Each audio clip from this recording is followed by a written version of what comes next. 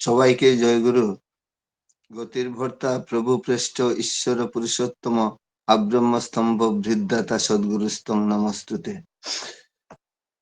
আজকের এই অনলাইন সৎসঙ্গে উপস্থিত শ্রদ্ধাভাজন দাদারা, ভক্তিমতী মায়েরা, ভাই ও বোনেরা, সবাইকে আমার অন্তরের অন্তঃস্থল থেকে জানাই আনন্দিত জয়গুরু। এখন 5টা 35 বাজে, 5টা 50 পর্যন্ত 15 মিনিট আমি সংক্ষেপে যতটুকু বুঝি কিছুটা তুলে ধরার চেষ্টা করছি। গতকালই পিউমা উনি বলেছেন যে আমার ব্যক্তিগত জীবনে দয়ার কথা বা অনুভূতির কথা, এই দয়া বা অনুভূতির কথা আমি বলবো। যতটুকু বুঝি আমি এই লাইনে কম চিন্তা করি। আমি চিন্তা করি যে কিভাবে ঠাকুরের নীতিবিধি পালনের মাধ্যমে কিভাবে হওয়া যায় এবং কিভাবে ছেলে মেয়ে বা পরিবারের সবাইকে তৈরি করা যায়। করার পর কি হলো, যেমন ঠাকুর বললেন এগিয়ে যাও, মেপে দেখতে যাও না কত দূর এগিয়েছো, তাহলে আবার পিছিয়ে পড়বে। যাই হোক, আমি যতটুকু এই বিষয়ের উপর তুলে ধরার চেষ্টা করছি। যেমন আমাদের শ্রদ্ধাভাজন দেবপ্রসাদ দা যখন বলছিলেন যে একটু কাঁদলেই যে ভক্তি এসে গেছে তা নয়, মাঝে মাঝে হঠাৎ করে কাঁদলাম কিন্তু ঠাকুরের জন্য আপ্রাণ, যে দিন রাত আমার একই চিন্তা, চিন্তন মনন পঠন পাঠন সবকিছু ঠাকুরকে নিয়ে, এটা যদি না হয় মাঝে মাঝে একটু ঠাকুরের কথা বলে কাঁদলাম, এসবে বেশি কিছু হবে না। তখনই আমার মনে হচ্ছিল সত্যানুসরণে ঠাকুর বলেছেন একটু কাঁদলেই বা নিত্য গীতাদিতে উত্তেজিত হয়ে লম্পজম্পাদি করলেই যে ভক্তি এসেছে তা নয় গো। তাহলে অবিরাম নাম করার কথা বলেছেন, কম্পনের কথা বলেছেন, দেহ মন আত্মা সবগুলোর মধ্যে যে কোঅর্ডিনেশন আসে নাম ধ্যানের মাধ্যমে, সেটাই আমাদেরকে নাম ধ্যান করার ফলে যে আমাদের অনুরাগ বাড়ে, অনুরাগের মাধ্যমে আসে অনুসরণ করার মানসিকতা এবং তাতেই আত্মনিয়ন্ত্রণ হয়। আমার অনুভূতি ঠিক এই জায়গাতে, যে নাম ধ্যান ছাড়া একদম প্রথম অন্য কোনো জিনিস যে অনুসরণ করা বা ইয়ে করা, এই আত্মনিয়ন্ত্রণ, সেটা সম্ভব হবে না যত বহিরঙ্গ কাজ করুক না কেন। এটাই আমার অনুভূতি। গৌরাঙ্গ মহাপ্রভু যে বলেছেন যে কোটি জন্ম যদি করো নাম সংকীর্তন তথাপি না পাবে দেখা ব্রজের নন্দন। আবার বললেন বহিরঙ্গ থেকে করো নাম সংকীর্তন কিন্তু অন্তরঙ্গ থেকে করো প্রেম আস্বাদন। এই অন্তরঙ্গ প্রেম আস্বাদন কিভাবে আমরা করব? অনুভূতি হওয়ার আগে তো আমাকে করতে হবে। কিভাবে আমি করব? আমি ছোট ছেলে, এই যেমন আয়ুষ, সে বাণী বলছে মা বাবা শিখিয়ে দিচ্ছেন, দিতে দিতে তার সকালবেলা উঠার অভ্যাস হচ্ছে, বলার অভ্যাস হচ্ছে। শর্মিষ্ঠা মা বললেন মুখস্থ করো, মুখস্থ করার এই যে প্রেরণা ইন্সপিরেশন আসছে, এটাও তো একটা শিক্ষা। এই শিক্ষাটা অনুভূতি হচ্ছে, এই শিক্ষাটা কে দেবে, কিভাবে দেবে, করলে পরে কিরকম হতে পারে।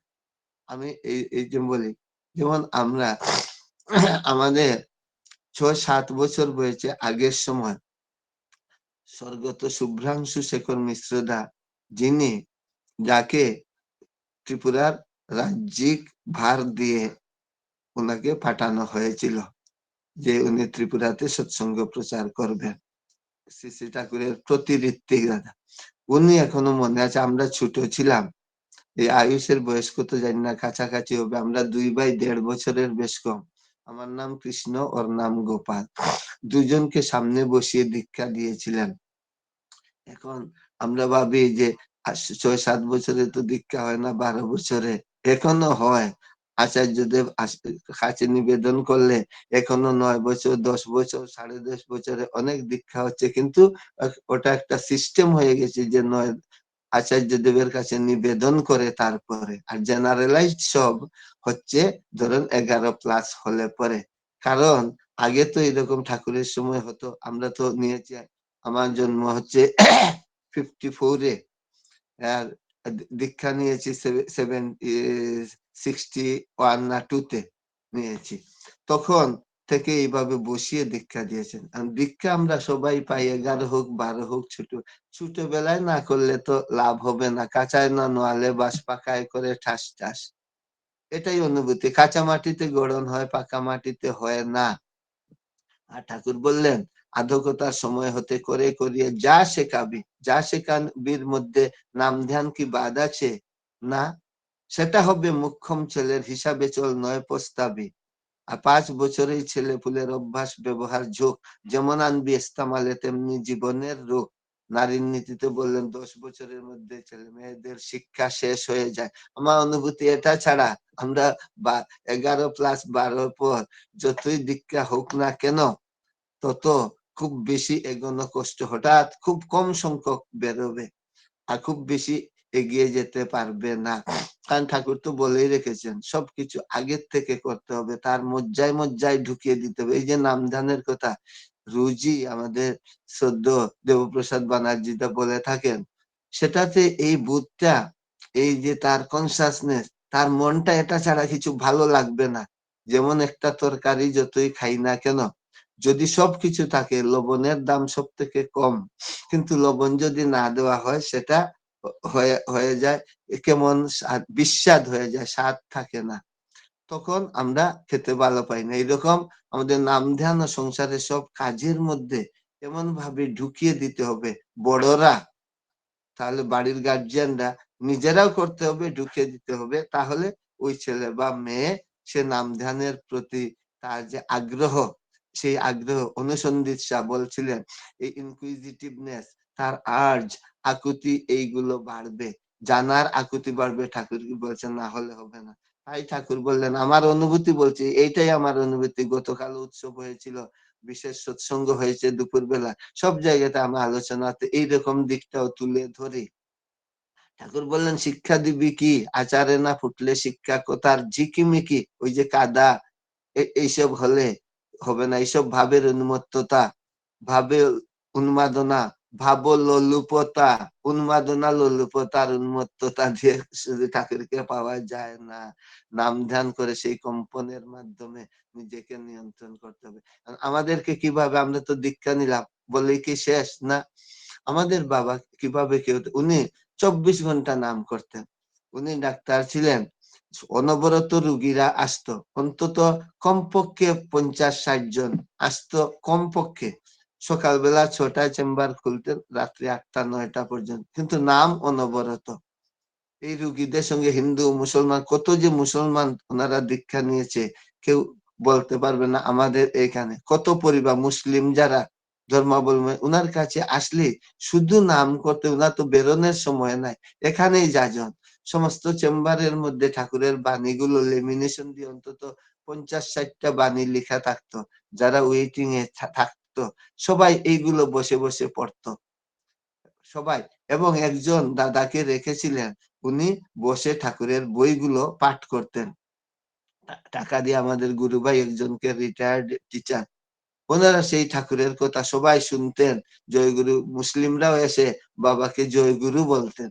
এইসব অভ্যাস করেতেন। কিভাবে সবসময় নামময় হয়ে থাকে, না হলে অন্য কাউকে মুসলিমরা কেউ জয়গুরু বলবেন না। যত ইষ্ট কাজ করি, যত মন্দির করি, আমি পরিষ্কার একটা জায়গাতে এসে এই জন্য বলছি, যত মন্দির করি মুসলিমরা আমার মন্দিরেও আসবে না, আমাকে দেখে জয়গুরুও বলবে না, আমার কাছে দিয়েও আসবে না।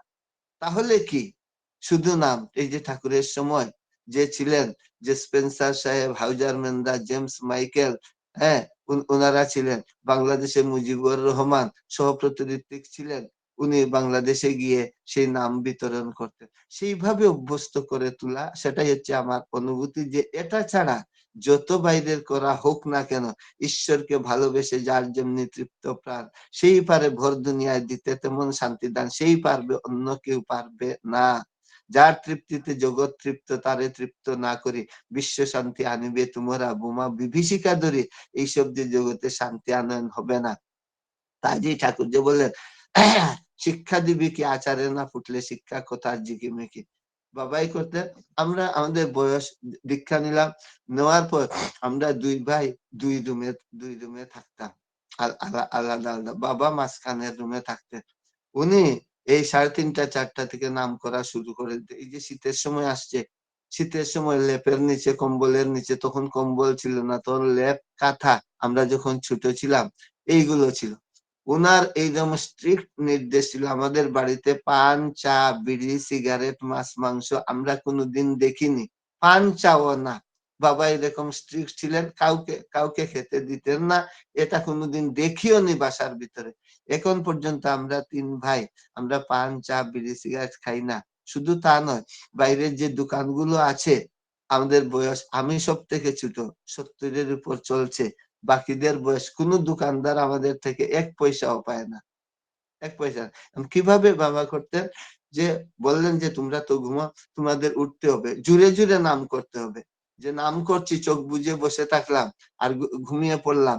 আমার আমার রুমের মধ্যে আর মারাও প্রশ্রয় দিলেন যে, "ঠিক আছে বাবা ঘুমিয়ে থাক, তোর তো বয়স কম। বাবা একটু স্ট্রিক্ট। হ্যাঁ, ঠিক আছে। তুই বসে থাক।" বললেন যে, "হ্যাঁ, হ্যাঁ উঠেছে।" উঠেছে এসব বলা-বলি নেই।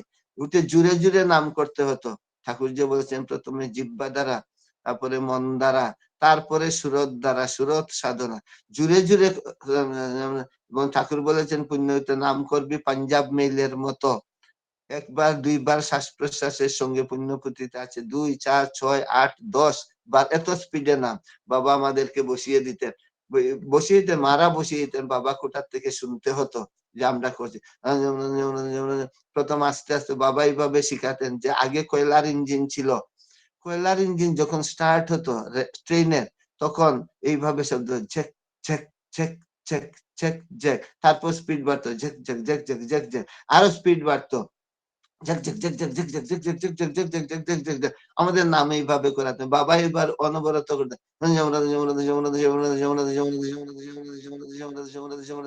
আমাদেরকেও জুড়ে, জুড়ে করতো। তা আমরা এত স্পিডে পারতাম না। আমরা তো ছোট, প্রথম অভ্যাস করছি। কিন্তু নাম করতে হতো উনি যাতে শুনতেন।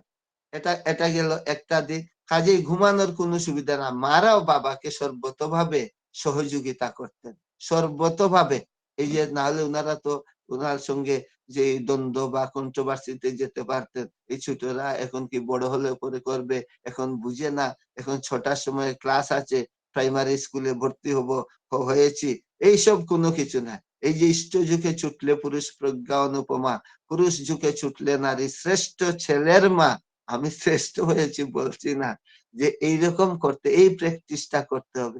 তারপর আমরা যখন আরেকটু একটু বড় হলাম, বাবা কি করতেন, তখন রসগোল্লার দাম ছিল ৪ আনা। এই রসগোল্লা বলতেন যে, "তোমাদের ২ ভাইকে ২ টো রসগোল্লা দেব। তোমরা ঠাকুর ঘরে বসে নাম করো।" ঠাকুর ঘরে ঢুকিয়ে দিলেন। ঠাকুর ঘরে ঢুকলাম।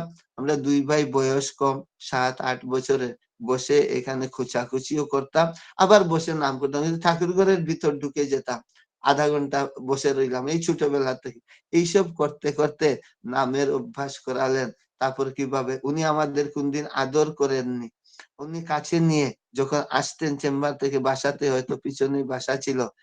৫ মিনিট ৭ মিনিটের জন্য কাছে ডেকে এনে কানের কাছে ওই নাম বলতেন,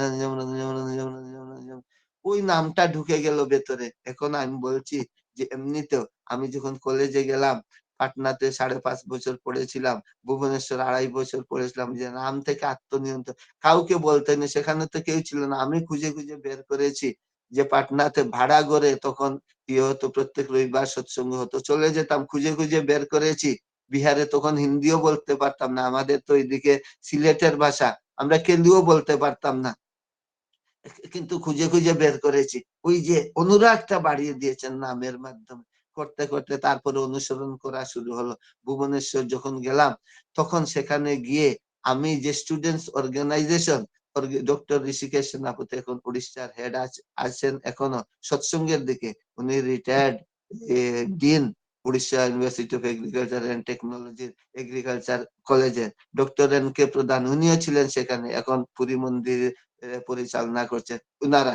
উনারা বানিয়ে দিলেন স্টুডেন্টস অর্গানাইজেশনের, যে আমাকে লিডারের মতো এই বললেন। আমি সব হোস্টেল হোস্টেল অর্গানাইজ করতাম। আমার তো সঙ্গে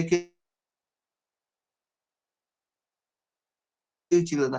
বাবা শুধু নাম ঢুকিয়ে দিয়েছেন, আমরা প্র্যাকটিস করেছেন। তার মাধ্যমে আপনা আপনি বাকিগুলো অনুরাগ বেড়ে গেছে। এখন এই যে ২৪ ঘন্টা ৪:৩০ ৫টায় উঠে বসি রাত্রে ১১টা পর্যন্ত। ফিজিক্যাল সৎসঙ্গ ২টো ৩টে করে। কাল রাতও ৯টা ১০টা পর্যন্ত বিভিন্ন বাড়িতে আমার সঙ্গে এমন পারিবারিক সম্পর্ক হয়ে গেছে যে এই ডিপিওয়ার বা সিসি আচার্যদেব বলেন যে মায়েরা রান্নাঘর পর্যন্ত যেতে পারে। আমি রান্নাঘর পর্যন্ত সব বাড়িতে যেতে পারি। ছেলে, মেয়ে, স্ত্রী, আত্মীয়স্বজন আসুক না কেন, আমার ২ দিন লাগে মাত্র তাদেরকে আপন করে নেওয়া।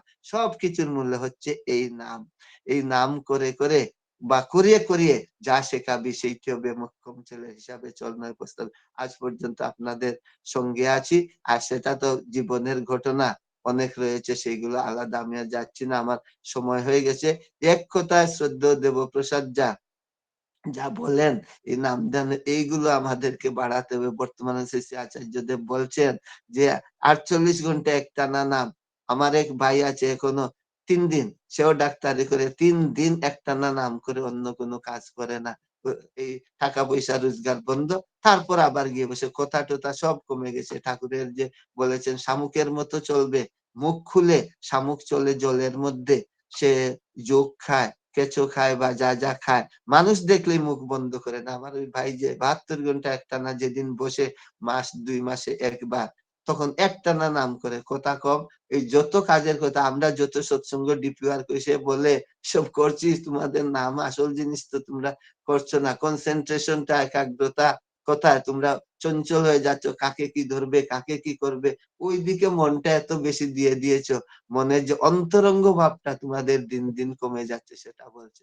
যাই হোক, আমার সময় হয়ে গেছে। শ্রী শ্রী ঠাকুরের রাতুল চরণে সবার ইষ্টচল সর্বাঙ্গীন মঙ্গল কামনা করে এখানেই শেষ করছি। জয় গুরু। অপূর্ব, অপূর্ব, খুব সুন্দর। ডাক্তারবাবুর কাছে অনেক কিছু শিক্ষামূলক আমরা জানতে পারলাম। নাম, নামের নেশা, নামময় হয়ে থাকার উপায়, ছোটবেলা থেকে কিভাবে নামের দিকে তার পিতা ঝুঁকিয়ে দিতেন, এগিয়ে দিতেন। এই অপূর্ব শিক্ষা পদ্ধতি প্রত্যেকটা গৃহস্থ ঘরে ঘরে যদি এইভাবে আমরা এটাকে গ্রহণ করে নিই, তাহলে আমাদের আর দেরি নেই ভবসাগর পার হতে। মানুষের বুনিয়াদ তৈরি করে দেওয়া।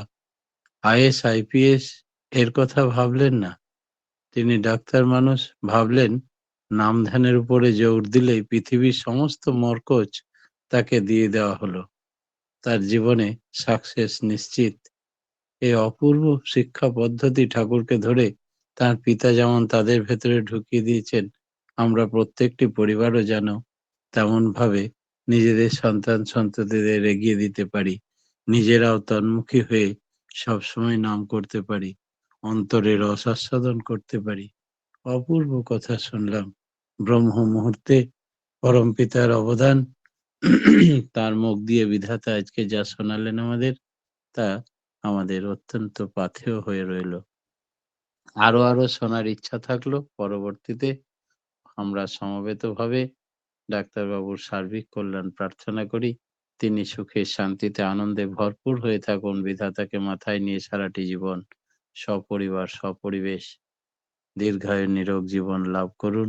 আমাদের মাঝে রোজ যুক্ত থাকুন, আর মাঝে মাঝেই তাঁর কথা শুনিয়ে আমাদিকে তন্মুখী করে তুলুন। এই কাতর প্রার্থনা দয়ালের রাঙারাতুল চরণে। ভালো থাকবেন দাদা। জয় গুরু। জয় গুরু। জয়গুরু। এতক্ষণ আমরা তার প্রাপ্তির ঘটনা, দয়ার কথা শুনছিলাম। এবারে আমরা একটি সঙ্গীত শুনে নেব। সঙ্গীতটি পরিবেশন করার জন্য আহ্বান জানাচ্ছি শ্রদ্ধেয়া রূপালী কারার মা, দক্ষিণ ২৪ পরগনা থেকে।